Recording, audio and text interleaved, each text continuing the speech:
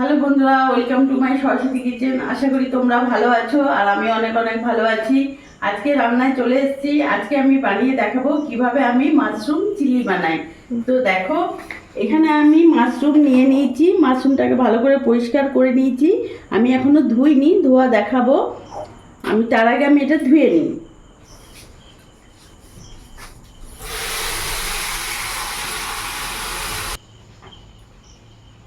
দেখো বন্ধুরা, আমি মাশরুমটা ভালোভাবে ধুয়ে পরিষ্কার করে নিয়েছি।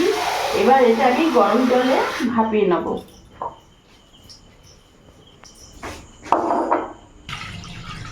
আমি গ্যাস ধরে নিয়েছি, কড়াইতে আমি জল দিয়ে দিলাম।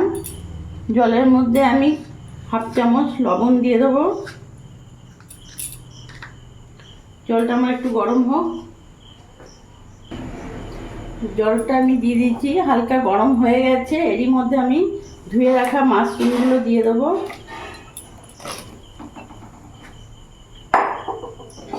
আমি কিছুক্ষণ গরম করে নেবো, মানে ভাপিয়ে নেবো। আমি একটু গরম হোক, তখন আমি ফেলবো। আমার ভাপানো হয়ে গেছে, আমি এবার নামিয়ে ফেলবো।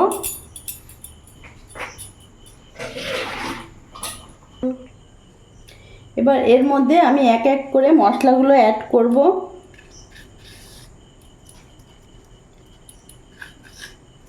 এক চামচ মতো লবণ দিয়ে দিলাম। এক চামচ হলুদ দিয়ে দিলাম। কাশ্মীরি লঙ্কা গুঁড়ো একটু দিয়ে দিলাম। এখানে আদা রসুন লঙ্কা পেস্ট আছে, পুরোটা দিয়ে দেবো। এক চামচের মতো নিয়েছি, বড় চামচে এক চামচ। এবার ভালো করে মিশিয়ে নেব।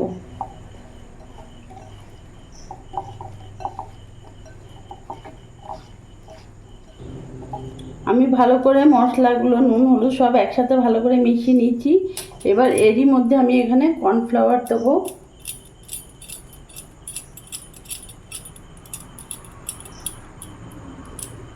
ভালো করে মাখিয়ে নেব।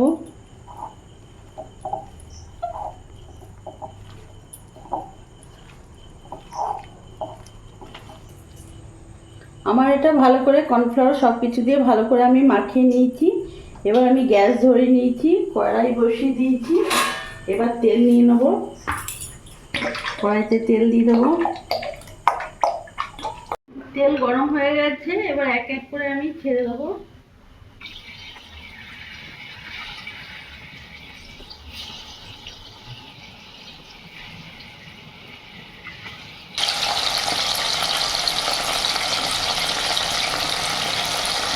ভাজা হয়ে যাচ্ছে, আমি এবার তুলে নিচ্ছি সব।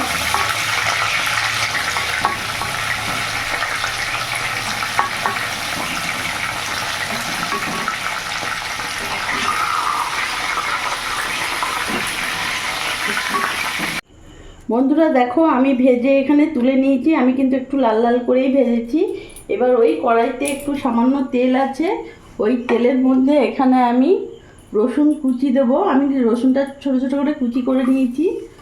গ্যাসটা ফ্লেমটা বাড়িয়ে দেবো। রসুন কুচি নিয়েছি, একটু হালকা ভেজে নেব। আমি এখানে রসুনটা হালকা ভাজা হয়ে এসছে। এবার এখানে আমি আদা কুচি নিয়েছি, আদা কুচিটাও পুরোটা দিয়ে দেবো। আমার আদাটা একটু ভাজা ভাজা হয়ে গেছে। এবার এখানে আমি 5-6টা কাঁচা লঙ্কা নিয়েছি কুচি, এটা আমি পুরোটা দিয়ে দেবো। এখন চিনিটাকে একটু ভালো করে আমি ভেজে নেব। আমার আদা রসুন লঙ্কা ভালো করে ভাজা হয়ে গেছে। এবার এরই মধ্যে আমি এখানে পেঁয়াজ কুচি দিয়ে দেবো। পেঁয়াজটাকে আমি এইভাবে চৌকো চৌকো করে কেটেছি। এরই মধ্যে ক্যাপসিকামও দিয়ে দেবো। ক্যাপসিকামও সেই রকমই চৌকো চৌকো করে একটু বড় সাইজের কেটেছি।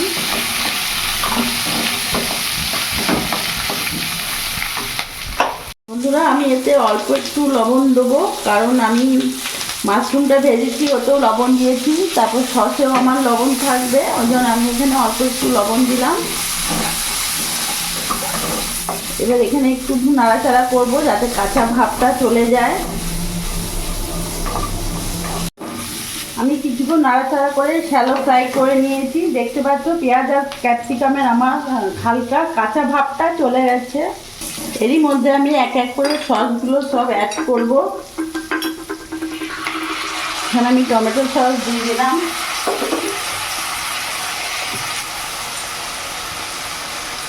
চিলি সস দিয়ে দিলাম,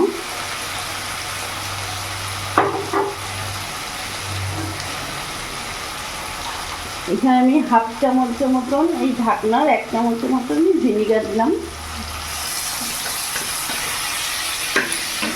নাড়াচাড়া করে নিই।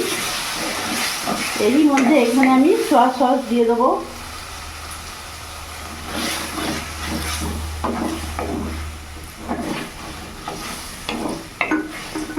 গ্যাসের ফ্লেমটা মিডিয়াম রাখবো।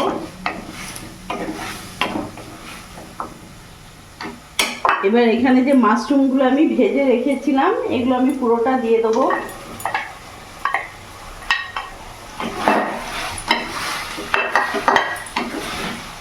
ভালো করে আমি কিছুক্ষণ নাড়াচাড়া করে নেব।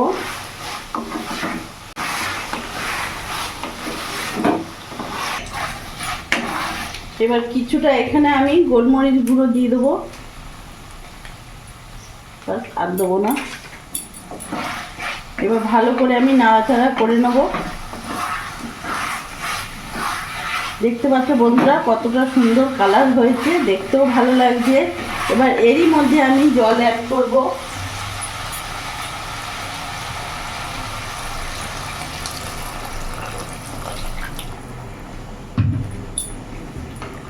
গ্যাসের ফ্লেমটা আমি মিডিয়াম রাখবো।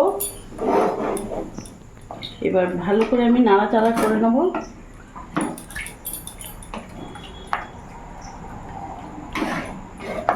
এবার এটা আমার ফুটুক, ততক্ষণ আমি এখানে কর্নফ্লাওয়ার রেডি করি।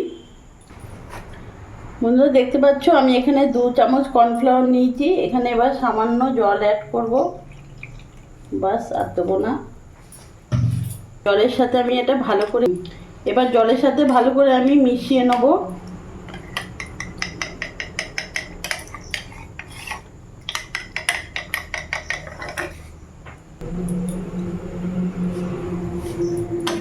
তখন এটা আমার এখন ফুটে আসুক, ফুটে গেলে আমি কর্নফ্লাওয়ারটা অ্যাড করব। দেখো বন্ধুরা আমার কত সুন্দর ফুটে গেছে। এবার এরই মধ্যে আমি এখানে কর্নফ্লাওয়ার যেটা জলে গুলে রেখেছিলাম, ভালো করে একটু বসে যায় কর্নফ্লাওয়ার, তাই একটু আরেকবার জলে কিছুটা করে নাড়িয়ে নিলাম। এবার একদিকে এটা নাড়বে আর একদিকে এরকম করে কর্নফ্লাওয়ার দেবে, দেখবে গাঢ় হয়ে যাবে।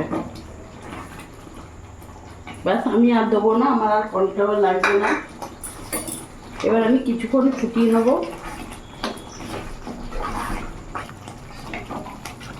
দেখতে পাচ্ছ বন্ধুরা কি আমি কিভাবে করলাম মাশরুম চিলি। এবার মাশরুম চিলিটা আমার একেবারে হয়ে গেছে, আমি আর ফোটাবো না, নামিয়ে ফেলবো। গ্যাস অফ করে দিয়ে দিলাম। এবার বন্ধুরা আমি নামিয়ে ফেলেছি, আমার চিলি মাশরুম একেবারে রেডি। তো দেখলে আমি কিভাবে চিলি মাশরুম বানালাম খুব সহজভাবে। এভাবে তোমরাও বানিয়ে ফেলবে, তোমাদের রেস্টুরেন্টের বাইরে যাওয়ার দরকার নেই। এইভাবে সহজভাবে বাড়িতে বানিয়ে ফেলো চিলি মাশরুম। আমার এই ভিডিওটা যদি তোমাদের ভালো লাগে প্লিজ লাইক করে সাবস্ক্রাইব করে পাশে থেকো, আর তোমরাও ভালো থেকো।